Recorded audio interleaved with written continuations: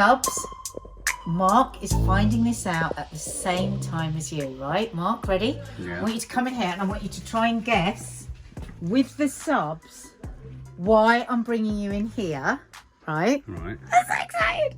I've just put the phone down to my agent, right? Yeah.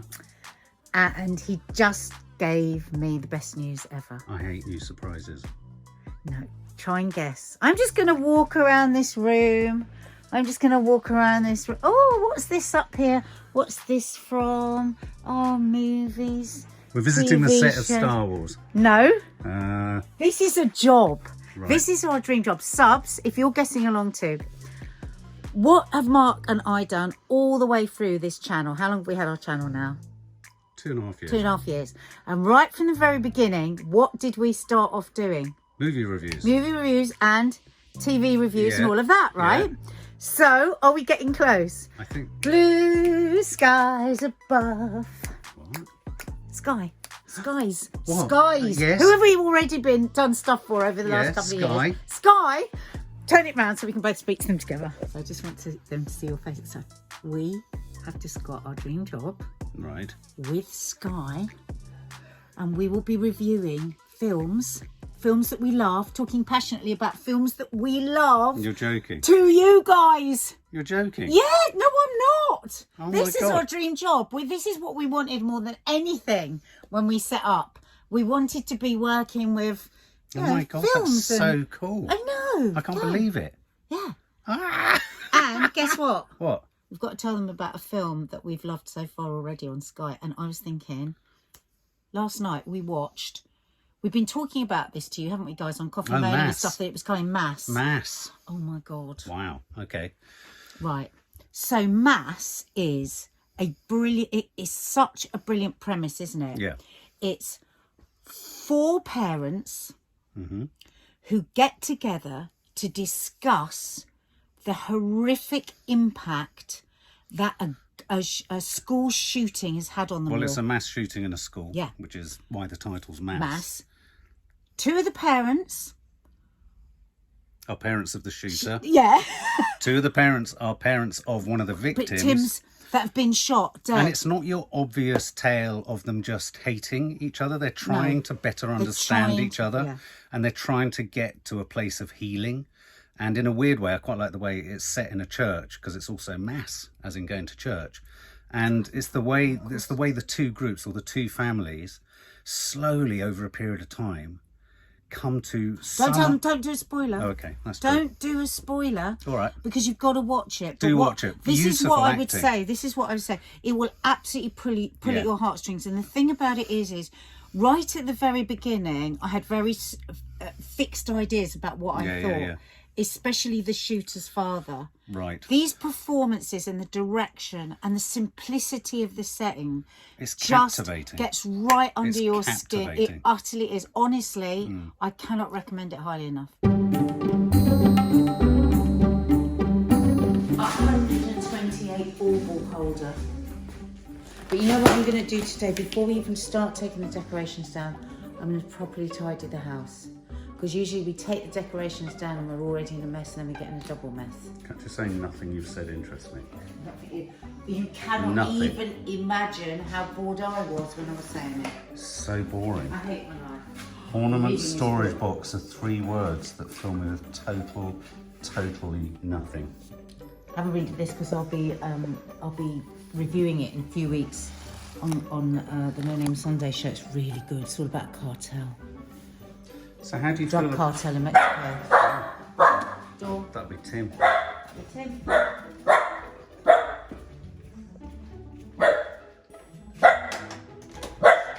Oh, bless you. How are you? Very good, thank you. That's Tim. That's lovely Tim. He's become like a, you know, like in a sitcom, you have a voice off camera, like This Country, as the mum upstairs. There was something else, another series, wasn't there, where there was a voice off camera? Can you remind me? That's Tim. Tim's always off camera. Anyway, I don't know how I feel. It's a week into the new year. As I say, we haven't vlogged yet. Nothing Nadia's gonna, absolutely nothing about taking the decorations down fills me with any excitement. All I've got to do is disattach trees, take them in the loft, up and down in the loft. And the fucking major problem is this. We haven't cleared everything I wanted to clear out of the loft because Nadia wouldn't let me. Skip's done. There's no room up there. She's going to tidy down here. I've got to tidy in the loft. Do you want to have one last look at the baubles?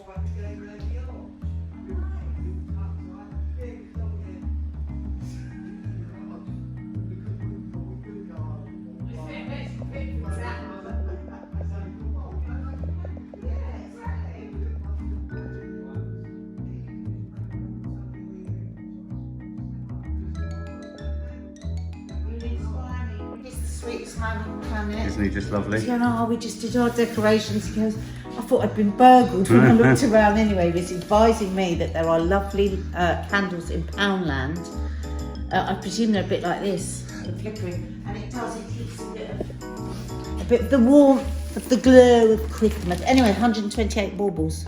How many have we got? Yeah, but does it deal with any of the odd ones, like the jumper that says bitch? No, this isn't a jumper box, this is an ornament bauble box. No, the jumper bauble. The baubles Oh, have got I like think the you can frog. move them so you can have it bigger. Where's my fucking robin with its nose? I don't know. You and Dina just chucked him away and everyone wanted to see him. So can I just quickly ask you, before I put the camera down, Meanwhile, Can I just Chi-Chi ask you? isn't well again, folks. So we're going to the vets in a minute to go and get some more steroids, but we are... yeah, she was standing just looking a bit downbeat. Oh, look at her. Yeah, she's just been in her bed. Look at her. I'll get a shot of her. How are you feeling about the new year? Do you feel full of hope? Do I have to speak looking like this? Okay, I'll ask you later. I look like rice pudding. Rice I look pudding. like rice pudding in the bottom of a sock. Let's have a look. My face looks like rice pudding in a sock. I think that's a bit harsh. I think you look like Rice Krispies in tights. Chi-Chi. Chi-Chi. We're going to go and get you some more steroids, darling. Oh, look, that made her wag her tail. Yeah.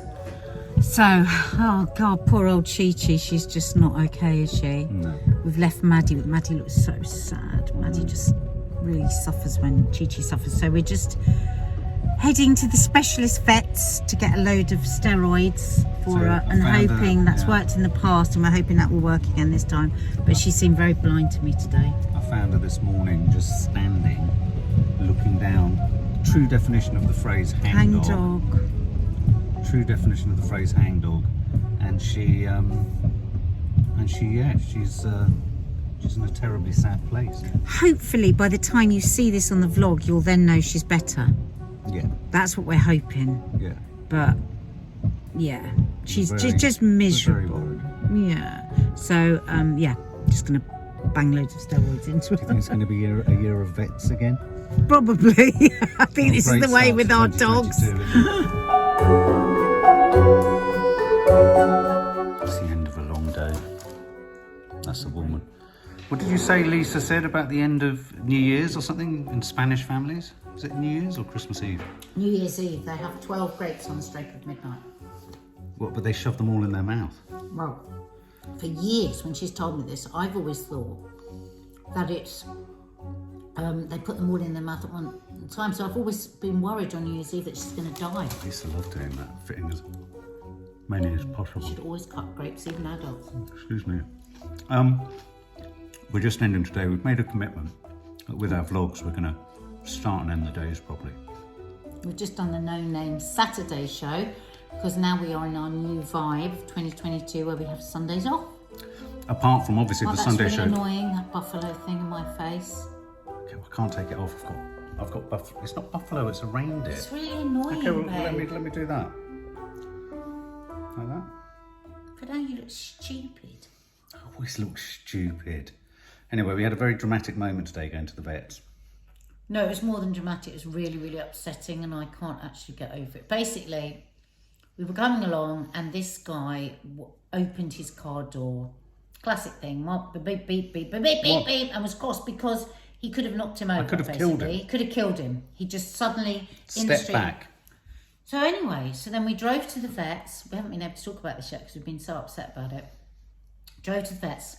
Mark was, which is about another 20 minutes drive away from this guy. And then I went into the vets to get the steroids, came out, and this guy was standing there with his child. I know, the child looked really scared. And he was berating me. This little boy, he was probably about... 9? No, he was older, Mark. Was he? Was looking at me like this with eyes like saucers, pleading with me. He was literally frozen in terror. I'm not exaggerating, frozen in terror. And this man just started shouting at me, and I didn't know who he was. He goes, "Do you know this man? This man?" And he was pointing to Mark. So I'm at the door is open, and I'm thinking, what the hell is going on? So I went into my South London mode, and I was like, I'm not having any of this. I'm not having any of this, because I literally didn't know what he was talking about. Got in the car, went to Mark, lock the door. And then he starts going absolutely ballistic. He puts himself and his child in front of the car. Can I just say, I hasten to add, I was explaining to him through the window, because you don't want to open the window to a stranger in London, he kept saying, wind your window down. No, he didn't. He went, wind your window down. I was putting my child into a car, and you came along, and he had completely, it was huge. He had completely lost it. And you know what? The whole time the child's standing in front of the car going, he couldn't speak, but he was trying to speak to me in 1,000 words with his eyes like saucers. I feel. And I explained to him that I was trying to avoid killing him. No, you didn't explain. I did. You were in the car. He couldn't hear you. I said to him, I said that. I don't think he could have heard. I'm not saying he heard it, but that's what I was saying to him. I said, look, what you have to understand was he was annoyed that I'd beeped him, but I'd beeped him because he'd stepped back into the road. And if he'd stepped back any further, I would have hit him. So we were so close to hitting him. So close. And so, of course, under any normal circumstances, putting your child into a car... It's London. But anyway, it was really, really shame. Anyway, so he stood in front of the car with his child and he said, "Come on then, run us over." And the poor boy just looked... we just had to kind of just sit there and wait for it to kind of dissipate, and then we pulled off. I don't think until the end of my days I will be able to get that boy's face out of my mind. When I think that boy could have been in lockdown with that man. And he was very, very, very unwell, this man. He was really mentally unwell. Yeah, he was spitting and everything. He was spitting. And then at one point, Mark went, "Listen, I'm sorry," like this through the window, because he's just trying to diffuse it. People were starting to gather around the car. Okay, look. And he went, "That's what you should have said." And it was like, oh, okay. He was such a broken man. Yeah, he was. But the child's eyes were like saucers, and luckily this woman came over. We can't work out whether she knew them or not, but she looked really traumatised once. She put her arms around the boy. I feel like she knew them. Yeah. Because he was explaining stuff to her. But to me, he looked like he needed to be in a hospital. That's how bad he was. What if that boy only lives with that man? Oh my God. But it's just another reminder. It is another reminder, especially in London, that and the frustration with this is, even when you're beeping for a justified reason, you are taking your life into your own hands. You are at risk. Many years ago, I know I've talked about it, and Nadia I know it was a weird time, but when I beeped at a car in front of me, a guy crossing the road who pulled a gun thought I was beeping him. So the use of a car horn can lead to all sorts of crises, even when you're using it correctly, or when you're using it in a very benevolent fashion. Beep, beep, move on. The lights are green. It's really stressful. As long as I live, he haunts me. Like all day today, I've been trying to distract myself, and those eyes keep coming back to me. Oh, God. Okay. And the man was totally gone.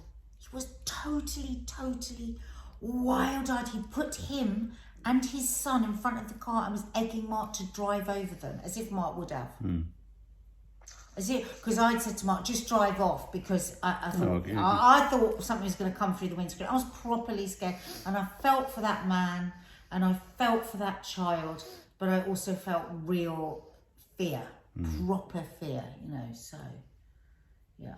So be careful out there. We don't know whether he followed us in the car, because we were 20 minutes away from where Mark beeped him, or whether he just happened to be going to the same street as us, but... I got home and I was just like, I just want to move out of London. I'm so sick of it.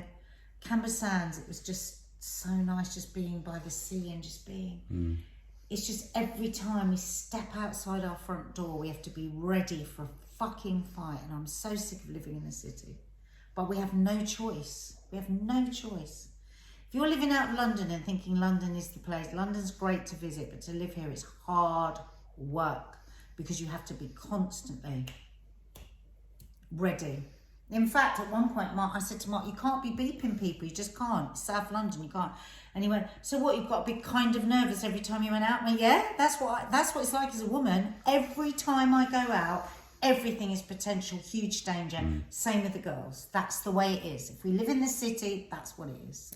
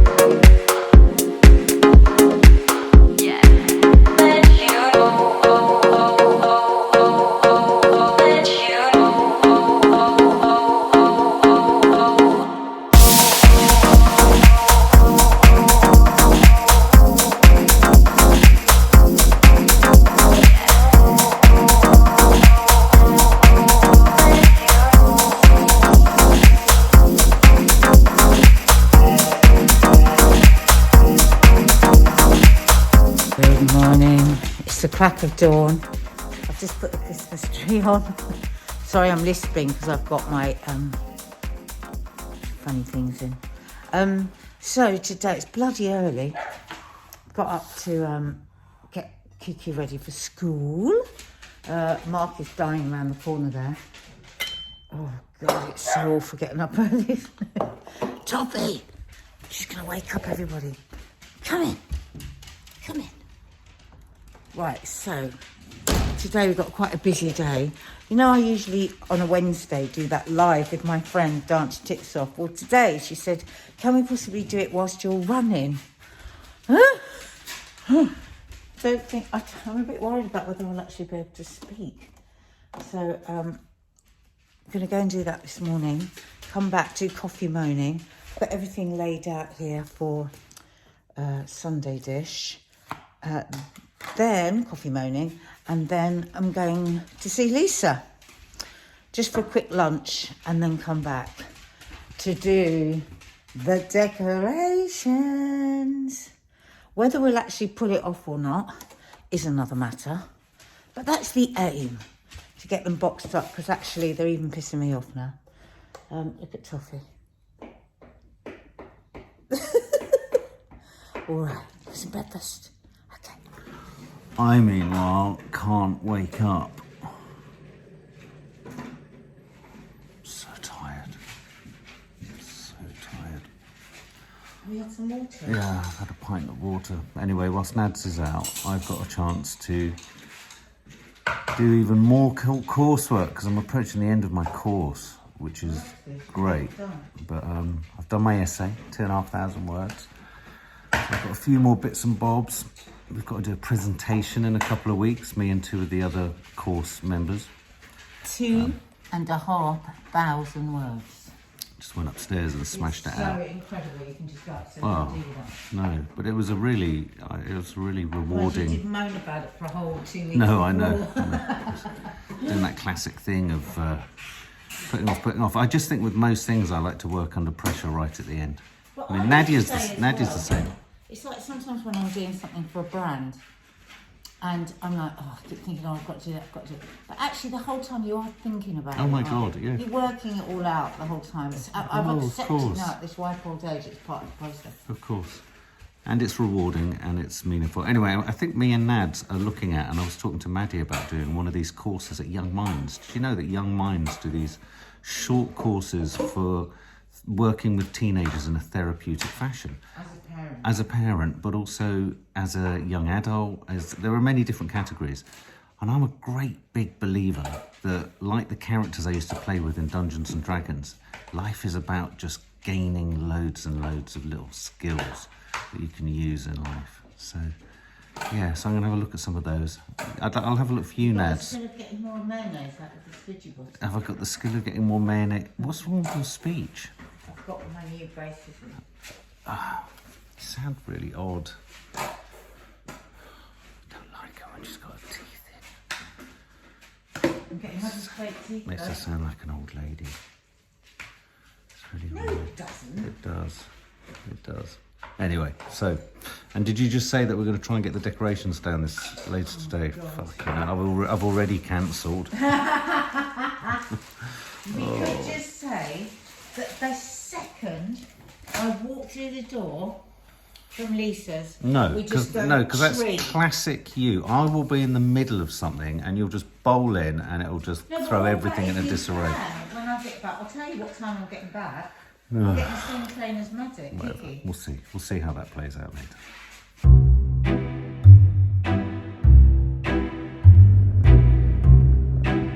It's a very ugly foreground, Subs, but it was a beautiful Just look sky. at the sky. It's absolutely gorgeous.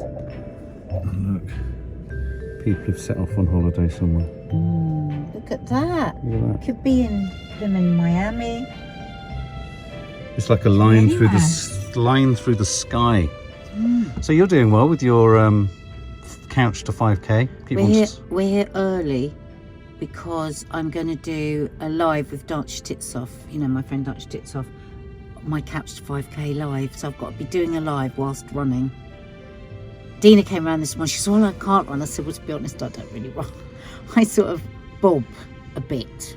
Well, you suggested you did that sort of run that people in Miami do. I don't think you Those do. 80-year-old runners, that's what I'm like. I know, No, I am a bit. I tell you what, though, I'm adjusting to these.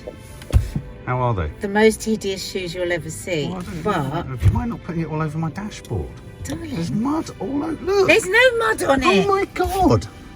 Your dashboard. Stop trying to pretend you care about your dashboard. I've got my driving gloves in the glove compartment. That's why it's called a glove compartment. Yeah, so these are barefoot trainers. So you run as it's like you're barefoot. Because all my problems with my feet and everything, my plantar fascia man said I need to run in bare feet. It's the same concept that Zola Budd was banging on Yeah. about years ago. Because as soon as you put a pair of shoes on, he says, like cushion shoes, you tip forward and then that puts your whole body out of line. But turn that around. I'll take Like my this. can take my Jurgen glasses off. Jurgen, was Jurgen. technique. Do you like this? It's so good. You Is it can a just put it on with snood? anything. It's not a snood, it's a neck hider, I call it. I have to confess, I've got one of those days where if I've got any doubt about my hair falling out, look at it. I look like You look fucking great. Melvin Bragg. But we were just listening to the radio there, and we're going to talk about it on Coffee Moaning this morning, and it was about a Influencers. piece about social media influencers maybe being held accountable by law now to state whenever they've used face tuning or body tuning. And I was just sitting there thinking, of course we think that's a great idea, we do. And I was thinking, why do we need that? And I was thinking about, you know, body dysmorphia in general. We are both dysmorphic.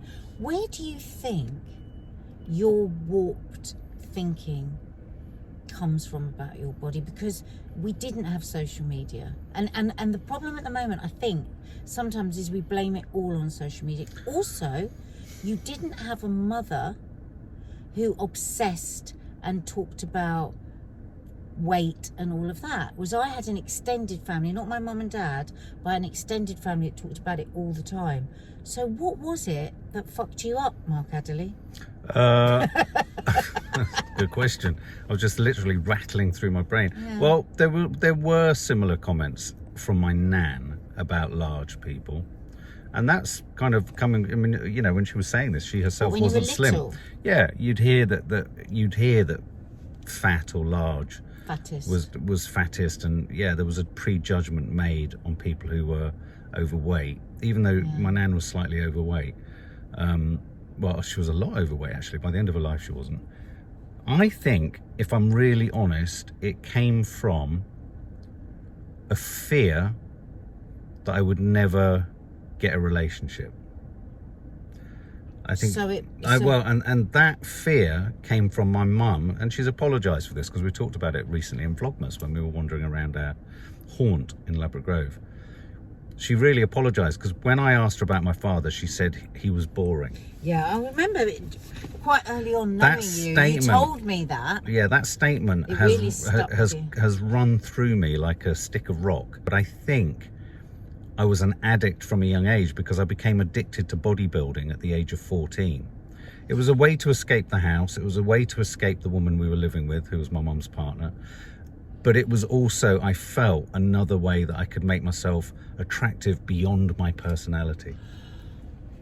Were you described as a good-looking young boy? Because something I've noticed about you I don't remember it. That when you get a compliment, and this is really interesting around dysmorphia, and I wonder if it's the same for any of you subs, it can be the most devastating thing with Mark. It's really odd. I watch it happen. So a few weeks ago, I don't trust the family came round, and one after another who came in separately went, "Mark, you look so trim.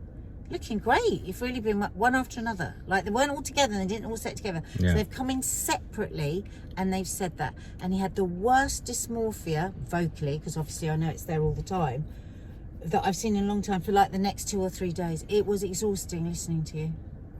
Yeah, I don't know why that is.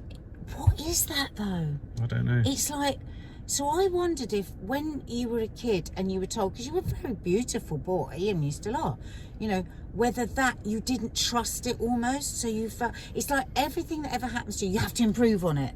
Yeah. As soon as somebody says something to you good, that's positive, you think there's something, you almost like you're going to lose it. So you then got to work so hard on it, otherwise it's going to be lost forever. Yeah, I don't know what that is. I don't know why so I can't. weird. Yeah. Well, but no one accepts a compliment, do they? I mean, no one. I do. Yeah, but It took me a long time, but I do now. But you have a lot of people around you, and you're on television, so there's some degree of affirmation in the very fact they wouldn't put you on telly if you were uggers. Ah, right, okay. You always say this, and actually think about what you're saying. I am in a TV studio where constantly people are passing me, or I'm talking to, or I'm on stage with, or I'm in the cafeteria, that are stunning, with the most incredible figures, like way beyond, like most people of my age in telly are looking amazing. Yeah, but so it's not true. That I don't think that you can't but you're pretty. rely on that. You're pretty. I mean, you were talking but about you're this. good looking. I know, but I don't. But you're good looking. You're good looking. I don't know how this is because I didn't ask for this conversation. I wasn't looking for compliments, but I don't know. My nan just made me feel, I don't know. There was no. So do you think it ultimately came from the comments as a child from your nan Yes. around other people? Yes. That's why I've always been so strict about anything being said about people's looks. For example, even when I was at university, I met up with a woman who was I was a social secretary at college, which meant I put on bands, I put on gigs and all that. It sounds really weird. I'm imagining you like in a pencil skirt and glasses. No. I'd put up stages and stuff like that. I'd book bands, Ocean Coloured Scene, The Shaman. You know, who else did we do? I mean, there were so many, not Supergirl, but there were so many bands that we put on, and I remember the head of the Students' Union was this really cool woman who I really fancied. I met her years later. She worked at ITV, and we met for lunch. And we were chatting. She was pregnant. She was having a baby. She'd met her husband. And I was like, God, this is weird when you look back, isn't it? And I said, I really had a crush on you, actually. God, were you trying to pull her and you No. just met for a lunch? She was. I just said she was pregnant. No, it was informal and it was nice, and we were much older. Oh, she was and- pregnant. Yeah, and I said, God, I had a real crush on you, and she said, well, it's funny you should say that, but she said all the women in the students' union were asking, why is he with her? And I was like, I didn't say anything to her, and afterwards I was like, I had no sense of that. Yeah. I mean, I was naughty, I had lots of flings, but I just thought that was because people were as drunk as me and just weren't really caring about what they were doing. Nobody actually liked Nobody me. thought, oh, what a funny, But super smart, gorgeous looking man. But I think that's why I took nothing about my looks from any of the sort of relationships or flings or one night stands or anything, was because it was always doused and marinated in alcohol. So all those times you pulled and you could, I bet you could always pull on every night out, couldn't you?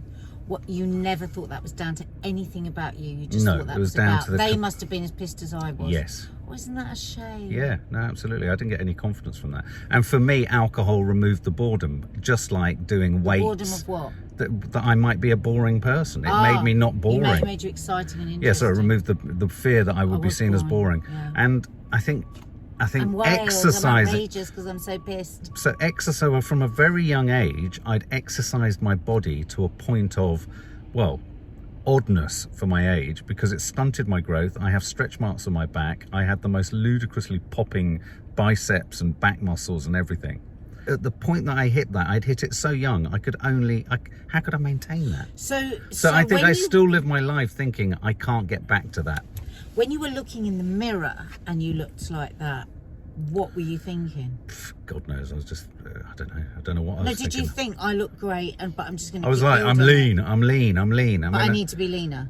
Yeah, well, I knew I needed to keep it up. I knew it was something that you had to do every day. Because my theory is, guys, on Mark and his alcoholism is actually his primary addiction is an eating disorder and his body dysmorphia. Right. And I think it was unbearable.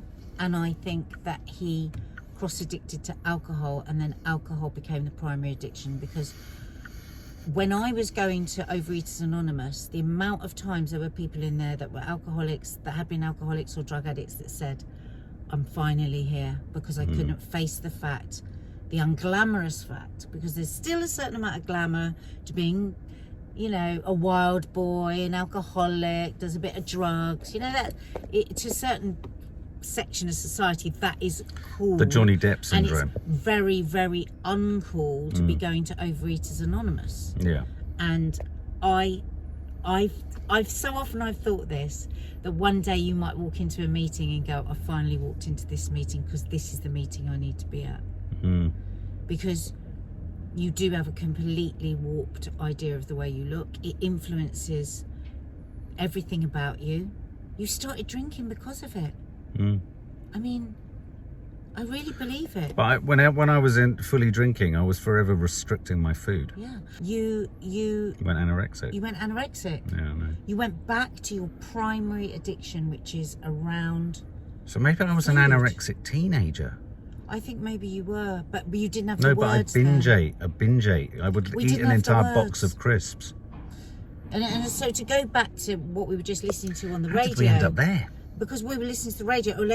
People have got warped ideas about that. But yes, it's a small part, social media, and making people announce that they have used a body tuning or face tuning app. But we had all this shit before.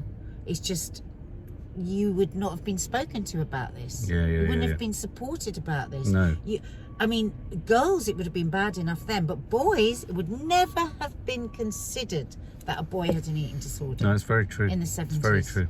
And I think you live with an eating disorder. I think it's... And I think you white knuckle it all the time. You're just hanging on to, and to see what you did to yourself the other day after you got all those compliments, how you set about destroying yourself. The next 2 or 3 days, you went into a depression. You were so hard on yourself. You were looking at yourself the whole time. All you could see was fat, and it was just really interesting. It just made me think. Yeah, I mean, I'm at an age now where I struggle with the acceptance that I may never reach the same point of slimness that I want to get to. But did you ever? Did you ever, babe? It's like what we were Every saying time I look yesterday at on photos from coffee. the past, I do. But you didn't enjoy it. You didn't know. It didn't give you what you think it would give you now. When you came out of rehab, and I remember I was filming in Ibiza and we all went out as a family, and there's that amazing picture of you standing like that, incredibly lean.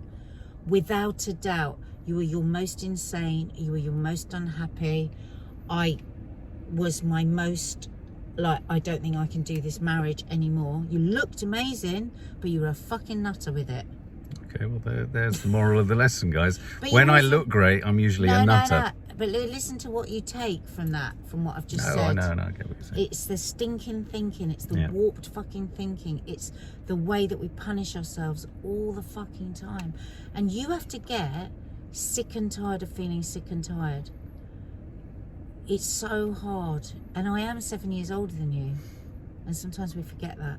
And 7 years ago, I wouldn't have been able to speak like this. But I hope you get there before I hope you don't have to wait till you get to my age to get there. I think we've got another 10 minutes of our session. So should we try and wrap up and think about how we can discuss some of the topics that have come up in this session? It's interesting though, and subs, it is a bit like a meeting. This it's not really because it's cross meeting, but you know, in some of what we've just talked about, something will chime with some people where you go, oh, and you know what? Take the little moment and just think about it, and think about if you can just shift it a bit.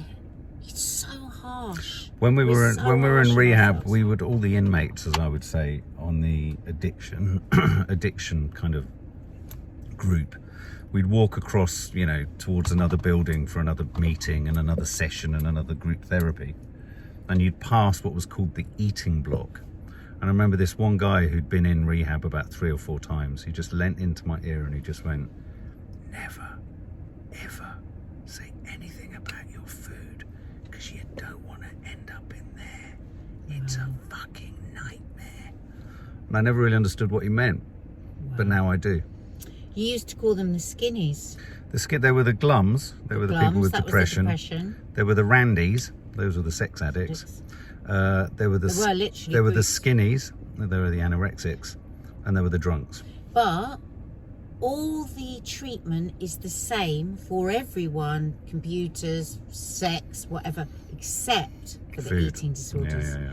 I do think that's where people that are struggling with addictions get a hard time, because everyone tries to avoid the way that they're fucking feeling. Everybody does. Yeah.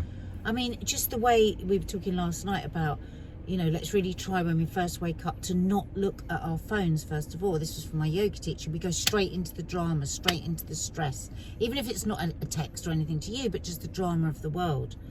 And because we're avoiding whatever might come to the surface that morning for us. And today I didn't do it. I didn't look at my phone, just deep belly breath, I did. took some fresh air. Fucking hell, I gave myself 4 minutes. Wow. And it made a massive difference. Yeah. Why don't we give the time to just sit with our feelings and just settle them a bit before we start the day? But that's kind of what we did over the break over Christmas. It's hard. It's really hard. We tried to this Sunday. I couldn't sit with anything, but equally I couldn't focus on anything. I mean, it was a bit of a stressful Sunday, but you know, it was just like, oh God, it's so hard sitting with yourself. That's why we distract. Like my yoga teacher says, start with 2 minutes in the morning. Yeah. We always, humans, we want everything all at once. It's the shortcut, short term.